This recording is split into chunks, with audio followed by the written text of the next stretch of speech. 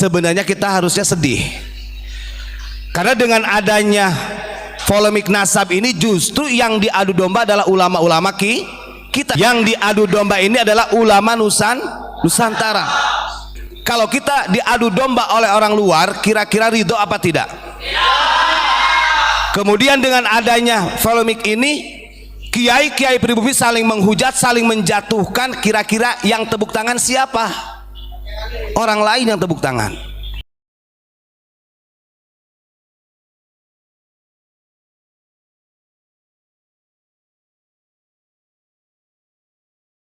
Kesempatan malam hari ini saya akan serius membahas 2 poin. Yang pertama yang ingin saya bahas adalah kajian dari polemik nasab yang terjadi pada saat ini yang masih rame. Yang kedua nanti akan saya buka dari tafsir Ibnu Katsir yang berkaitan dengan nasab.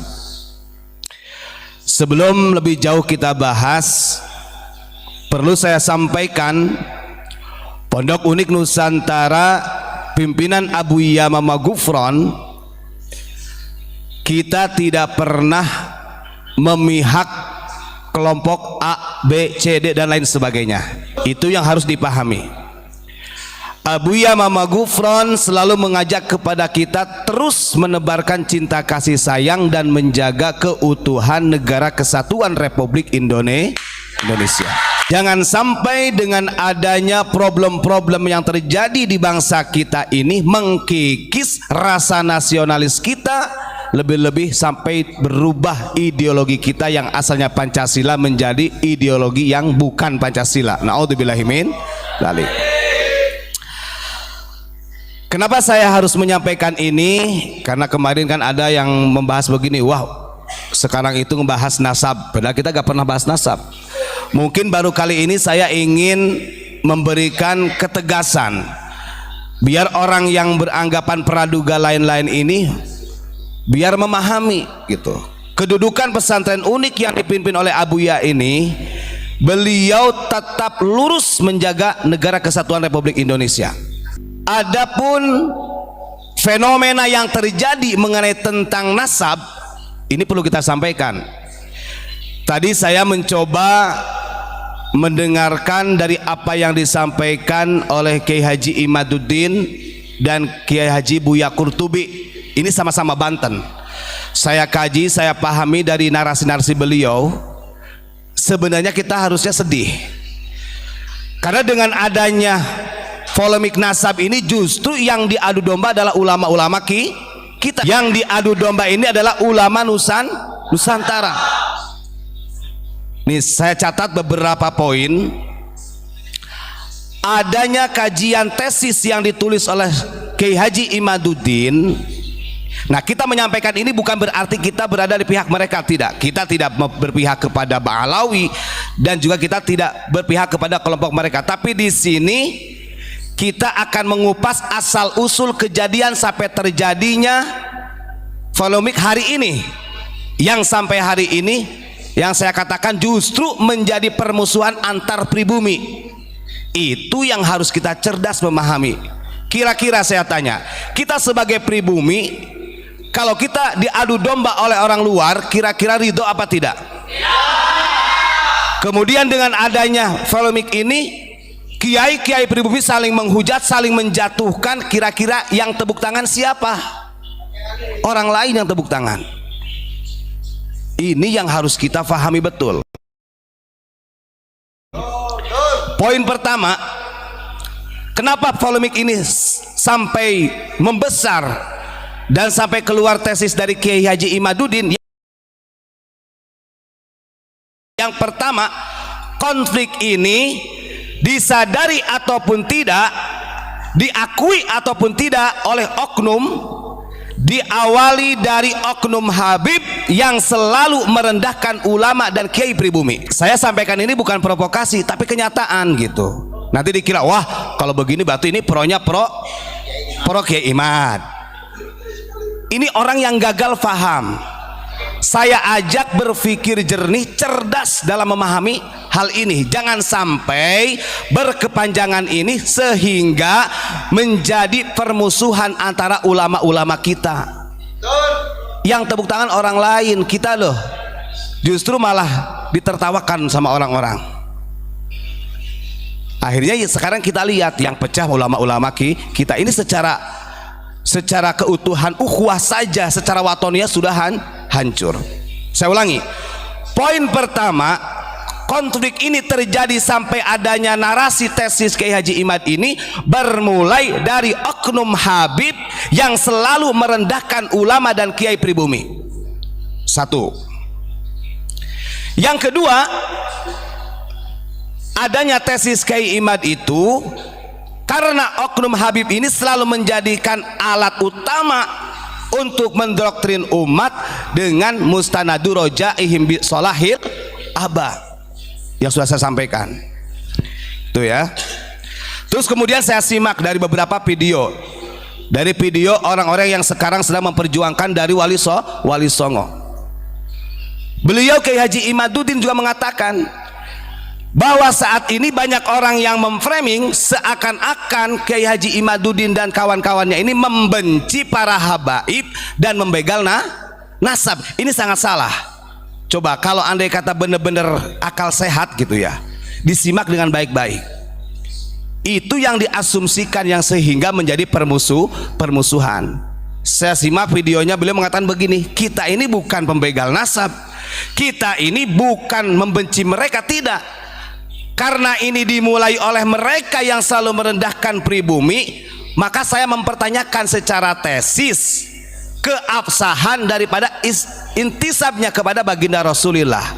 Ini kan sebenarnya harusnya jawabannya dari RA. Yang melawan tesisnya Kiai Imad ini harusnya dari RA gitu. Bukan justru malah kiai pribumi kita. Saya lihat ya Allah, akhirnya Buya Qurtubi sampai membuat tesis atau kitab yang beliau katakan bom nuklir untuk kesesatan Kiai Imad. Ini kalau kita lihat secara guru, dua-duanya ini orang Banten gitu. Coba kita sebagai pribumi, kira-kira kalau kita berakal sehat, kita tempatkan kita berada di tengah-tengah. Artinya dua-duanya ini adalah panutan ulama kita. Kita tidak memilih ABCD. Coba dengan jernih, kira-kira kalau para ulama kita saling menghujat seperti itu, bagaimana nasib para santri yang ada di Nusantara ini? Tidak terasa loh. Dengan adanya polemik ini justru kita malah retak. Dari beberapa poin yang saya pahami ini, justru di sini ada orang-orang yang sengaja ingin mengadu domba ulama-ulama kita. Paham nggak? Coba kamu lihat di media sosial. Wong video saya aja, videonya Abu Yama Magufur itu ada tuh, ada yang motong, kemudian didampingkan dengan Kiai Anu, kemudian ada juga yang didampingkan dengan Habib Anu, macam-macam. Ini sebenarnya yang benar-benar brok otaknya itu adalah muhibin yang betul-betul buta taklidnya. Ini yang harus benar dipahami. Kita harus cerdas. Jangan sampai dengan adanya polemik ini justru kita malah istilahnya mengompori adanya pergelutan atau takhosomah, permusuhan antar kiai. Kalau hanya sekedar ilmiah saya nggak jadi masalah, tapi kalau sudah ada dikatakan kemudian si kiai A, wah kiai ini adalah orang sesat, ini sesat, ini tesisnya ini tidak bisa diterima, dan sampai mencaci maki, itu yang paling bahaya, dan itu terjadi di media sosial. Makanya di sini Abu Yama Magufron mengajarkan kepada kita bagaimana nih supaya, karena ujung-ujungnya satu, benar kata Abu Ya nih, ketika hal ini tidak bisa diselesaikan dan dimanfaatkan oleh orang-orang yang memang ingin merubah Pancasila, Indonesia berubah. Percaya atau tidak tinggal disaksikan, betul kata Abu Ya. Makanya Abu Ya mau dihujat bagaimanapun beliau nggak mau menghiraukan, karena ini ada problem yang besar yang sebenarnya tidak disadari oleh kita sebagai santri, warga masyarakat biasa, sipil, militer dan lain sebagainya. Ini ada orang yang sengaja ingin menghancurkan NKRI. Saya kira mungkin masyarakat sudah cerdas siapa mereka di situ. Makanya Masya Allah, saya tadi menyimak ini dari dua-duanya, dari Kiai Haji Qurtubi, Kiai Haji Imad. Ini sebenarnya kalau secara pemahaman yang cerdas, ini memang ada orang yang memang sengaja, orang yang sengaja ingin mengadu domba. Yang lebih malunya lagi, ya Allah, sama-sama Banten, sama-sama Nah, kalau kita sebagai orang Banten, ya kita harusnya betul-betul sedih melihat kejadian polemik nasab yang terjadi pada saat ini. Makanya secara kita pahami, saya kasih catatan di sini. Secara sudut pandang kita melihat dari apa yang sudah terjadi sampai hari ini, tetap di balik ini ada yang mau mengadu domba pribumi, dan sampai hari ini mereka akan terus menerus bagaimana agar supaya orang-orang pribumi ini hancur.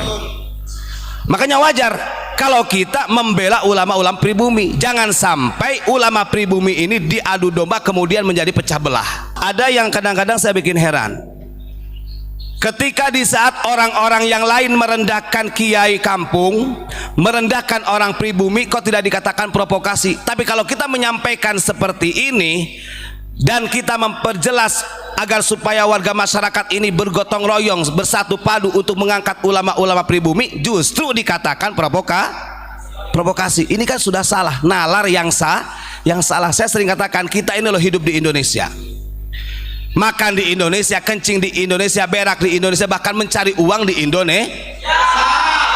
Lalu yang harus kita perjuangkan itu negara mana kalau bukan Indonesia? Indonesia. Nah, ini yang betul-betul yang sangat dikhawatirkan oleh Abu Yamamah Ghufran ternyata terjadi. Makanya Abu Yamamah Ghufran mau dihujat, diomong siapapun itu, lurus aja. Karena di sini ada poin besar yang jangan sampai keutuhan negara kesatuan Republik Indonesia ini menjadi berubah. Benih-benihnya sudah terlihat. Saya ulangi lagi yang pertama tadi. Poin pertama yang menjadikan problem besar ini dimulai oleh oknum Habib yang selalu merendahkan ulama-ulama kiai pribumi, dan itu bukan omong kosong, itu nyata. Wajarlah kalau pribumi sampai istilahnya bergerak gitu. Makanya kalau kita lihat, oh betul juga ini yang disampaikan oleh para ulama-ulama sepuh dulu. Pentingnya menjaga lisan, pentingnya saling menghormati. Coba kita buka dalam tafsir Ibnu Katsir. Kita lihat di dalam Al-Quran surat Al-Hujurat ini yang ayat 13, ya. Bismillahirrahmanirrahim. Ya ayyuhan nasu inna khalaqnakum min dzakarin wa untha wa ja'alnakum syu'uban wa qabaila lita'arafu. Ini poin pertama. Kata Allah, di sini yang dipanggil itu adalah nas, semua manusia. Artinya bukan orang muslim, orang beriman saja. Semuanya di sini dipanggil oleh Allah Subhanahu wa taala. Wahai manusia, sesungguhnya telah aku ciptakan di antaramu golongan laki-laki dan perempuan, dan aku jadikan golongan-golongan bersuku-suku, kelompok-kelompok, tujuannya lita'arafu, agar supaya kalian saling mengenal. Makna lita'arafu ini bagaimana? Nah, di sini dijelaskan. Ail yuhsilat ta'aruf bainahum. Ingat, supaya satu sama lainnya itu bersilaturahim. Ini kalau kita lihat dari ayat ini sudah jauh nih. Kita ini justru bukan bersatu, lebih terpecah belah. Mudah-mudahan kiai-kiai kita, ulama-ulama kita dilindungi oleh Allah Subhanahu wa taala. Dan mudah-mudahan orang-orang yang berniat ingin menghancurkan NKRI ini dimusnahkan sekalian oleh Allah. Terus kemudian satu catatan. Ada salah satu hadis yang diriwayatkan oleh Abu Hurairah, di dalam tafsir ini dijelaskan. Ini nanti takutnya dikira saya baca terjemah lagi. Ini saya tunjukin ini. Ini kadang orang-orang ini kan, kita ini loh di sini dibelajarkan oleh Abu Yamamah Ghufran.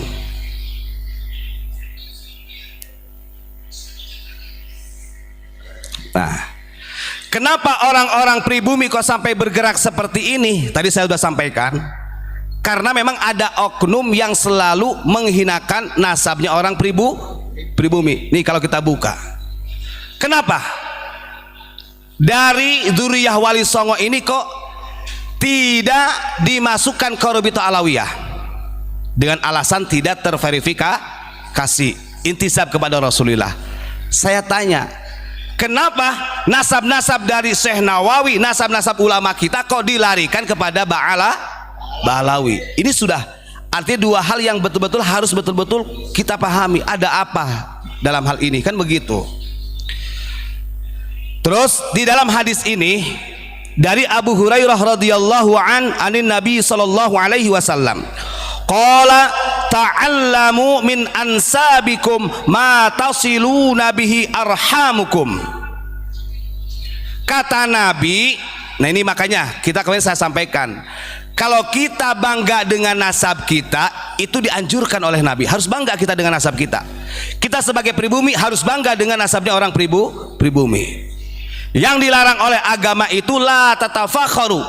Kalau membanggakan kemudian wa ta'nu bil ansab, menghinakan nasab orang lain, itu yang dilarang oleh agama. Rasulullah mengatakan di dalam sabdanya begini, ta'allamu min ansabikum, ketahuilah, dalam hadis lain tafakharu, banggalah dengan nasab-nasabmu, atau carilah nasabmu, ketahuilah nasab-nasabmu, matasiluna bihi arhamukum, agar supaya bisa menjalin silaturahim. Kalau kata orang Sunda itu biar tidak poeken obor. Oh saya ini binnya Bapak Ustadz Imron bin lagi. Nah, akhirnya kita ketemu sanak saudara tersambung. Nah kalau sudah tersambung silaturahim, fa inna silatar rahimi mahabbatun fil ahli masratun fil mali mangsaatun fil athari. Kalau sudah terjalin silaturahim, disitulah akan ada ketentraman, terciptalah kedamaian, kemudian akan memperbanyak rizki dan memperpanjang umur, lebih barokah. Innama tatafadaluna indallahi ta'ala bittaqwa la bil ahsabi. Nah ini catatannya. Di dalam tafsir Ibnu Katsir ini dijelaskan, kalau toh kalian ingin membanggakan, ingin bangga-banggaan di sisi manusia, jangan membanggakan nasab, banggakanlah ketakwaanmu di hadapan Allah. Berarti secara tidak langsung memang dilarang keras. Ini warning keras kalau kita hanya membangga-banggakan nasab. Kemarin sudah saya sampaikan di dalam hadis riwayat Imam Tabrani. Di antara tanda-tanda orang jahiliyah itu justru mereka yang selalu at-tafakhur bil ansab, selalu menyombongkan dirinya bersandar dengan nasab. Yang lebih hebatnya lagi wa ta'nu bil ansab, ya.